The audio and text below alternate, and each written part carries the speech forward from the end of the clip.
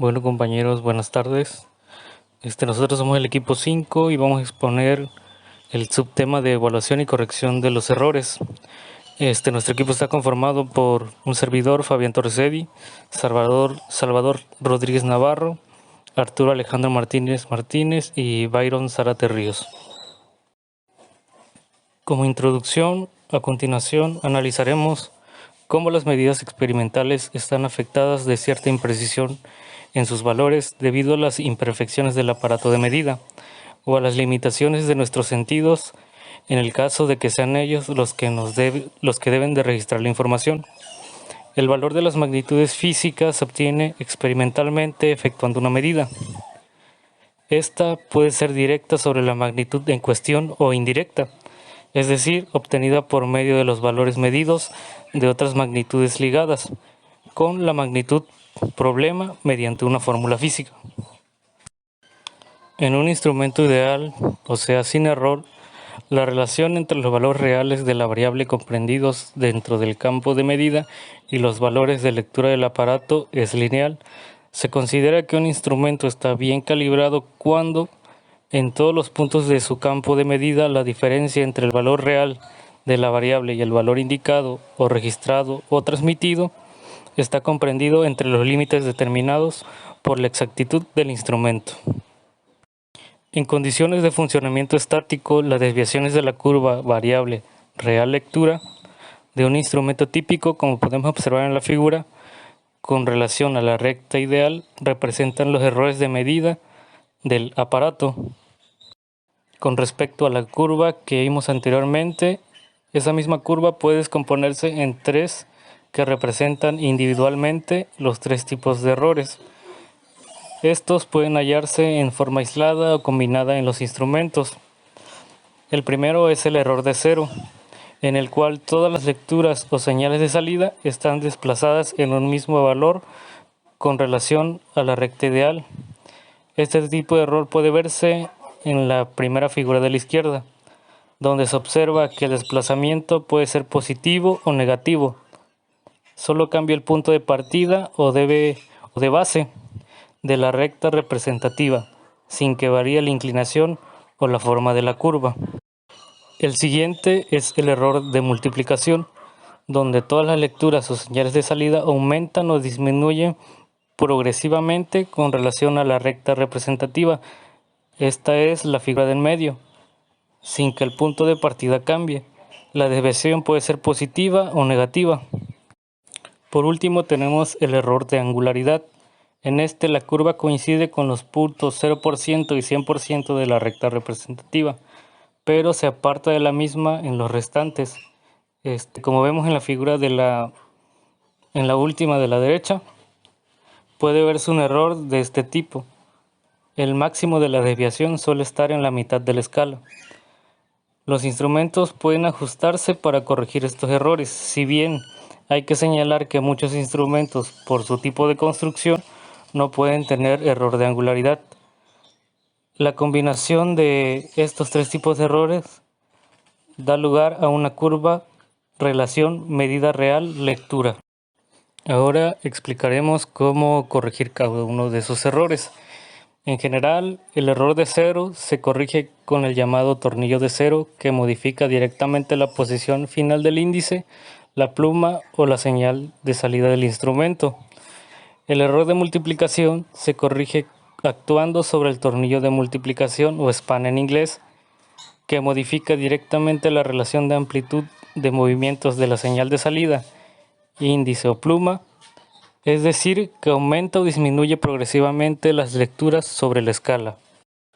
Por último, el error de angularidad se presenta prácticamente solo cuando el instrumento tiene una transmisión por palancas de movimiento del elemento primario o de la variable medida al índice de la lectura o de registro. En los instrumentos electrónicos o digitales no existe, y si se presenta, ello indica que el instrumento es defectuoso y hay que sustituirlo. El error de angularidad es nulo cuando las palancas quedan exactamente a escuadra con la variable al 50% de su valor. Esto se corrige bien procediendo al escuadrado previo de las palancas o bien aumentando el error, unas 5 veces aproximadamente en la misma dirección, para aislar la curva de angularidad correspondiente. Ahora bien, sentadas estas bases, el procedimiento general para calibrar un instrumento es el siguiente. Primero, tenemos que situar la variable en el valor mínimo del campo de medida y en este valor ajustar el tornillo de cero del instrumento hasta que el índice señale el punto de base. 2. Colocar la variable en el máximo del campo de medida y en este valor ajustar el tornillo de multiplicación hasta que el índice señale el valor máximo de la variable. El número 3. Repetir los puntos anteriores 1 y 2 sucesivamente hasta que las lecturas sean correctas en sus valores máximos y mínimo, es decir, que estén comprendidas dentro de la exactitud del instrumento. Punto número 4. Si el instrumento tiene error de angularidad, solo los mecánicos de transmisión por palancas. En ese caso tenemos que ajustar el tornillo de angularidad hasta mover el índice en la dirección del error unas 5 veces. Punto número 5. Reajustar nuevamente los tornillos de cero y de multiplicación hasta conseguir la exactitud deseada o requerida. Y por último, comprobar todos los puntos intermedios, 25%, 50% y 75% de la calibración. Además de esos puntos, también se pueden realizar las comprobaciones al 10% y al 90% de la escala en lugar del 0%, al 100%, con el fin de disponer de más holgura en la calibración al principio y al final de la escala, particularmente en los instrumentos indicadores y registradores analógicos. En la calibración de los manómetros es necesario extraer la aguja para ajustar el cero, a no ser que el propio manómetro disponga de un engranaje con accionamiento exterior que modifique la posición de la aguja. Es una operación que se debe realizar cuidadosamente, sin pena de dañar la... En esta tabla se presentan los valores típicos de calibración de los instrumentos convencionales. Bueno, tenemos los de señal neumática. Tenemos la variable al 0, al 25, 50, 75 y 100%. Los tenemos en PCI y en bares y su respectiva calibración. Otros errores pueden ser dados por medio a la manera de cómo se lee el instrumento y la percepción que tiene también la persona que lo está leyendo. Un error que se puede dar es el conocido como paralaje, el cual se produce cuando la persona que está efectuando la lectura lo ve de una manera lineal, en la cual no es perpendicular a la escala del instrumento. Esto quiere decir que prácticamente lee como tal y de acuerdo a lo que él interpreta, pues puede ser que la medida que está interpretando la persona pues no sea correcta como tal.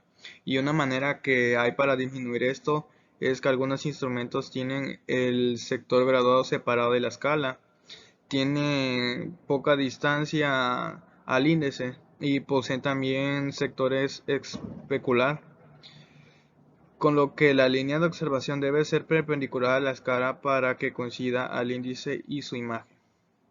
El error de interpolación se presenta cuando el índice no coincide exactamente con la graduación de la escala y el observador rodeado sus lecturas por exceso o por el defecto que tienen también estas escalas.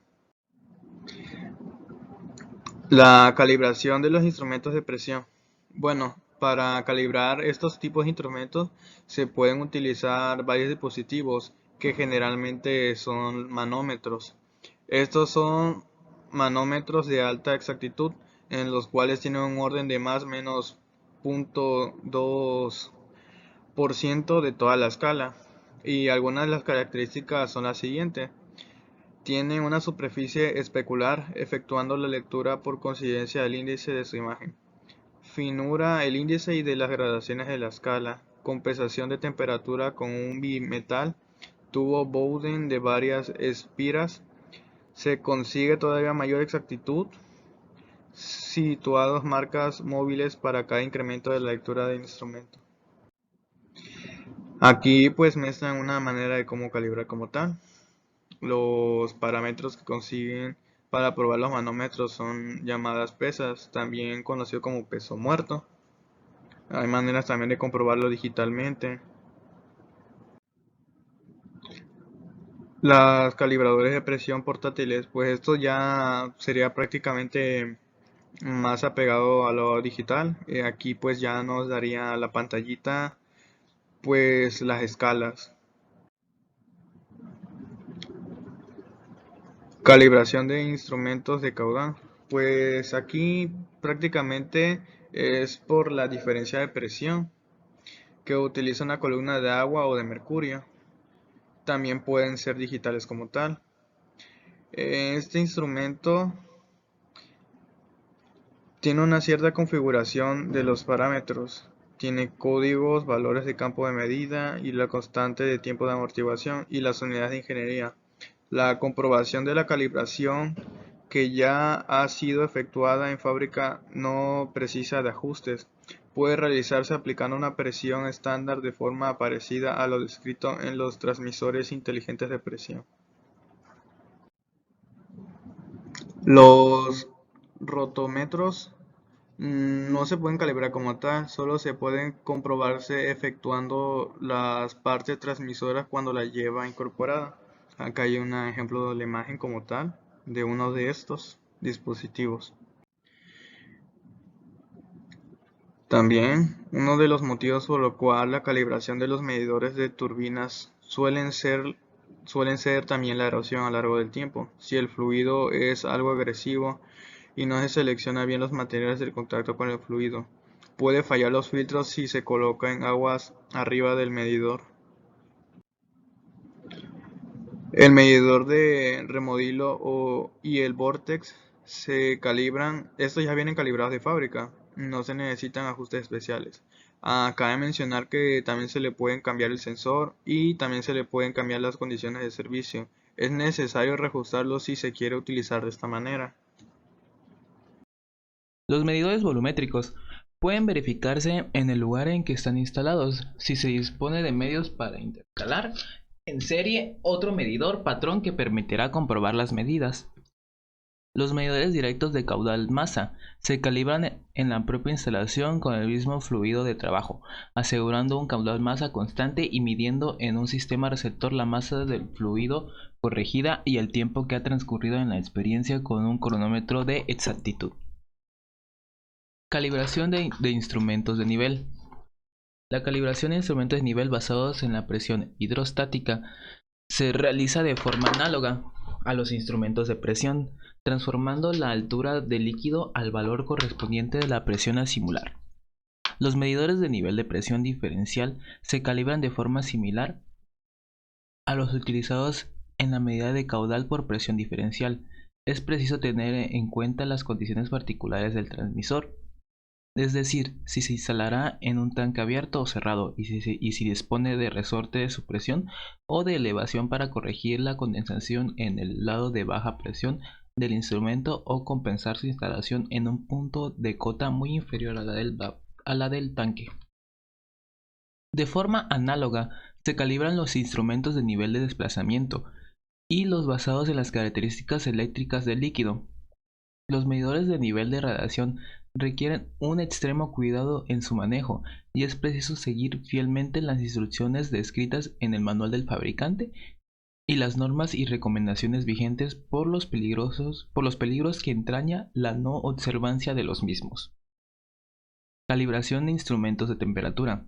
Para la calibración de instrumentos de temperatura se emplean baños de temperatura, calibradores de bloque metálico, de baño de arena y de baño líquido, hornos comprobadores potenciómetros y de puente de Wheatstone y comprobadores universales. El calibrador de bloque metálico consiste en un bloque metálico calentado por resistencias con un controlador de temperatura de exactitud de más o menos 2 grados Celsius, adecuado para aplicaciones de alta temperatura, sería menos 25 grados a 1200 grados. El control se realiza con aire comprimido, lo que permite reducir la temperatura desde 1200 grados a la ambiente en unos 10 a 15 minutos. En el calibrador hay orificios de inserción para introducir un termobar patrón y la sonda de temperatura a comprobar. El calibrador de baño de arena consiste en un depósito de arena muy fina que contiene tubos de inserción para la sonda de resistencia o el termobar patrón y para las sondas de temperatura a comprobar. Bueno, yo les voy a hablar sobre el calibrador de baño líquido. Este consiste en un tanque de acero inoxidable lleno de líquido con un agitador incorporado, un termómetro de patrón sumergido y un controlador de temperaturas que actúa sobre un conjunto de resistencias calefactoras. Se utilizan varios tipos de fluidos dependiendo de la temperatura de trabajo. Por ejemplo, el tricloroetileno, que trabaja a menos 80 grados Celsius a temperatura ambiente. El agua y el etilenglicol trabajan a menos 20 grados Celsius a temperatura ambiente, etcétera, etcétera, ¿no? Así con los diferentes fluidos que se vayan a ocupar. Ahora, los hornos de temperaturas son hornos de musla calentados por resistencias eléctricas y con tomas adecuadas para introducir los elementos primarios del instrumento a comprobar. Para la calibración de válvulas de control, para calibrar una válvula de control se ajusta correctamente el tornillo de cero y el de multiplicación para que la carrera completa se efectúe de 3 a 15 psi. Una vez visto lo anterior, vamos a seguir con el procedimiento general de calibración. Primero, sin aire sobre la válvula, se acopla un microrruptor con una luz piloto o un palpador de exactitud en un satélite del vástago para detectar el inicio de carrera del obturador de la válvula. En el siguiente paso se acciona el manorreductor para aumentar poco a poco la señal y a 0.2 bares, como vimos hace ratito, o 3 psi, la válvula debe iniciar ya su abertura o debe iniciar la carrera. Seguidamente el manorreductor se da aire a la presión de un bar o los 15 psi. El indicador de posición debe marcar 100% de la carrera. Se repite y así sucesivamente se repiten los ajustes de 0 a 100 según el número de veces que necesite para que quede calibrada la válvula. Y por último tenemos el posicionador inteligente, que se dispone de una interfase con protocolos de comunicación hard o field bus y de un microprocesador, lo que le permite realizar diversas funciones aparte de la propia del posicionador, que es la de posicionar, como su nombre lo indica, el obturador de la válvula y convertir la señal digital a la señal neumática para enviarlo a los servomotores. Y como conclusión, pues podemos decir que en algunos casos, sino que en su mayoría es posible hacerle su respectivo ajuste para así poder tener una medición lo más ideal posible que no afecte a nuestro proceso en la planta. Esto en cuanto a calibración y a los errores que se dan en los equipos de medición dentro de la industria. Estas serán nuestras fuentes de consultas de antemano. Gracias por su atención. Bueno, yo les voy a hablar sobre el calibrador de baño líquido. Este consiste en un tanque de acero inoxidable lleno de líquido con un agitador incorporado, un termómetro de patrón sumergido y un controlador de temperaturas que actúa sobre un conjunto de resistencias calefactoras. Se utilizan varios tipos de fluidos dependiendo de la temperatura de trabajo. Por ejemplo, el tricloroetileno, que trabaja a menos 80 grados Celsius a temperatura ambiente. El agua y el etilenglicol trabajan a menos 20 grados Celsius a temperatura ambiente, etcétera, etcétera, ¿no? Así con los diferentes fluidos que se vayan a ocupar. Ahora, los hornos de temperaturas son hornos de musla calentados por resistencias eléctricas y con tomas adecuadas para introducir los elementos primarios del instrumento a comprobar. Para la calibración de válvulas de control, para calibrar una válvula de control se ajusta correctamente el tornillo de cero y el de multiplicación para que la carrera completa se efectúe de 3 a 15 psi. Una vez visto lo anterior, vamos a seguir con el procedimiento general de calibración. Primero, sin aire sobre la válvula, se acopla un microrruptor con una luz piloto o un palpador de exactitud en un satélite del vástago para detectar el inicio de carrera del obturador de la válvula. En el siguiente paso se acciona el manorreductor para aumentar poco a poco la señal y a 0.2 bares, como vimos hace ratito, o 3 psi, la válvula debe iniciar ya su abertura o debe iniciar la carrera. Seguidamente el manorreductor se da aire a la presión de un bar o los 15 psi. El indicador de posición debe marcar 100% de la carrera. Se repite y así sucesivamente se repiten los ajustes de 0 a 100 según el número de veces que necesite para que quede calibrada la válvula. Y por último tenemos el posicionador inteligente, que se dispone de una interfase con protocolos de comunicación hard o field bus y de un microprocesador, lo que le permite realizar diversas funciones aparte de la propia del posicionador, que es la de posicionar, como su nombre lo indica, el obturador de la válvula y convertir la señal digital a la señal neumática para enviarlo a los servomotores. Y como conclusión, pues podemos decir que en algunos casos, sino que en su mayoría es posible hacerle su respectivo ajuste para así poder tener una medición lo más ideal posible que no afecte a nuestro proceso en la planta. Esto en cuanto a calibración y a los errores que se dan en los equipos de medición dentro de la industria. Estas serán nuestras fuentes consultas de antemano. Gracias por su atención.